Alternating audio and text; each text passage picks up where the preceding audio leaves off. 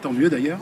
Et c'est sous ce beau soleil que pour la 5e année dans ce parc, nous inaugurons le Salon du Livre et de la BD d'Île-de-France de Mency. Cette année, nous avons un parrain prestigieux, c'est notre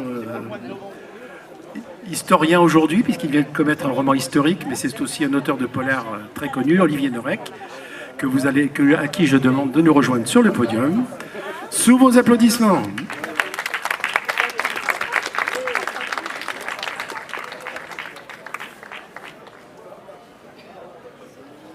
Bien, le programme de ces 2 journées, vous pouvez le trouver sur les tables dans le petit flyer que nous éditons comme chaque année.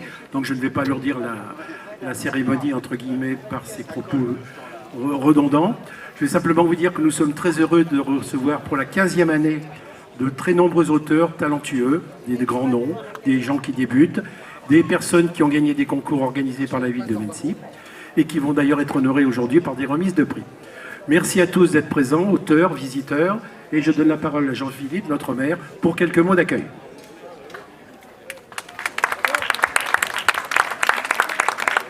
Bien, merci beaucoup à toi Claude pour ces quelques mots et surtout pour le travail que tu as coordonné et porté depuis 1 an et la dernière édition de ce salon, de ce festival du livre. Merci à toi et puis merci à toutes celles et ceux qui ont permis que nous soyons réunis aujourd'hui, que plus d'une centaine d'auteurs viennent échanger entre eux, rencontrer leur public, donner à manger aux moustiques. C'est important de lutter chacun autant que faire se peut pour soutenir la biodiversité animale et donc chacun va pouvoir contribuer pendant ces 2 jours à s'assurer que ce parc de Villeroy continue à avoir une vie animale importante, y compris nos voisins qui viennent. Je vois qu'on a monsieur le maire d'Ormois, on a une élue d'Itteville, la conseillère départementale qui sont là, beaucoup d'élus de Mency et donc merci à toutes et tous de venir nourrir la faune du parc de Villeroy en ces périodes estivales où nous sommes quasiment pris d'assaut. Merci plus sérieusement à toute l'équipe de bénévoles qui, depuis des années déjà, depuis qu'on a créé ce Salon du Livre, s'engagent, se mobilisent tout au long de l'année pour préparer cet événement. Tout au long de l'année, c'est travailler sur le speed editing, c'est travailler sur des comités de lecture pour avoir des jurys, c'est travailler avec les élèves de la commune pour aussi essayer d'amener la culture dans l'école, comme on le fait au travers du conservatoire toute l'année, avec des classes de musique, avec des intervenants théâtre, ce qui est porté par notre pôle culturel et Francis Potier. Merci au service animation qui vient avec le service des finances, parce que comme Claude est à la fois adjoint aux finances et aux livres, eh bien il y a une double casquette et donc c'est des services qui comprennent une certaine forme de pluralité des missions. Donc merci au service des finances, au service animation et à Alain qui le coordonne avec Stéphane, d'avoir permis que ce moment ait lieu. Ce salon du livre, c'est un moment important dans la vie de la commune.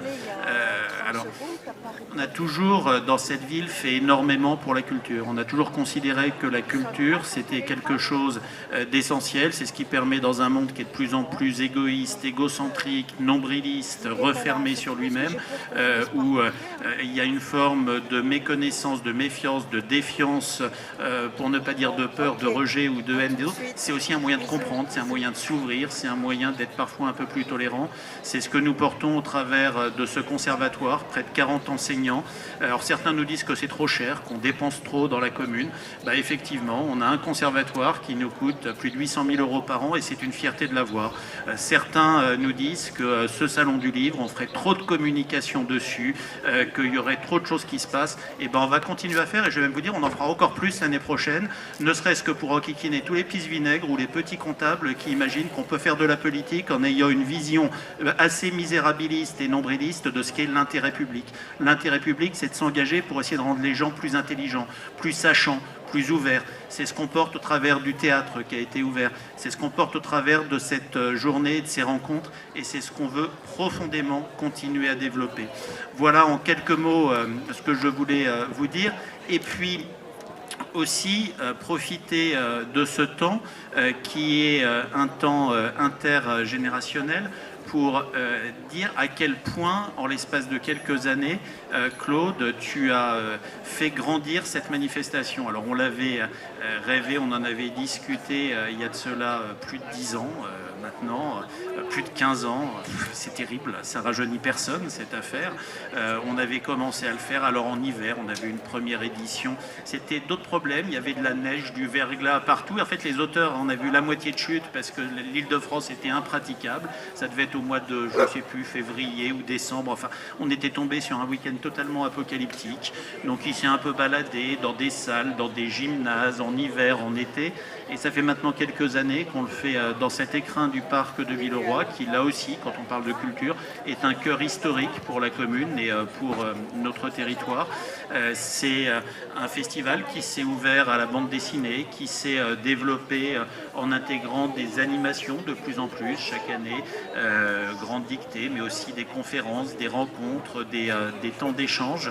Et c'est vraiment quelque chose qui est devenu un moment incontournable dans la vie de la commune. Alors à l'heure où nous ouvrons cette édition, la réalité c'est qu'on commence déjà à penser à la prochaine, parce que c'est des choses qui se travaillent en année N-1, et que ne serait-ce que pour faire mentir ou enquiquiner toutes les personnes qui sont tristes, toutes les personnes qui dans la vie ne voient l'action publique que comme une feuille de compte, comme une ligne de compte, qui pensent que la culture est quelque chose sur lequel on peut réduire, qui serait une quantité négligeable. Eh bien, on va leur rappeler que la culture est un bien de première nécessité, que ce salon va le démontrer pendant 2 jours et qu'il le démontrera encore l'année prochaine. Merci beaucoup à vous, merci à notre parrain qui est là. Et je crois que vous pouvez tous vous applaudir et applaudir toutes celles et ceux sans qui cette journée ne se tiendrait pas.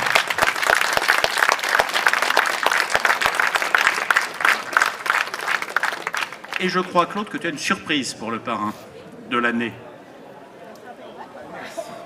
Oui, alors au nom de la ville de Mennecy, au nom de tous les lecteurs et les auteurs présents, nous sommes très heureux de te remettre, cher Olivier, la médaille de la ville.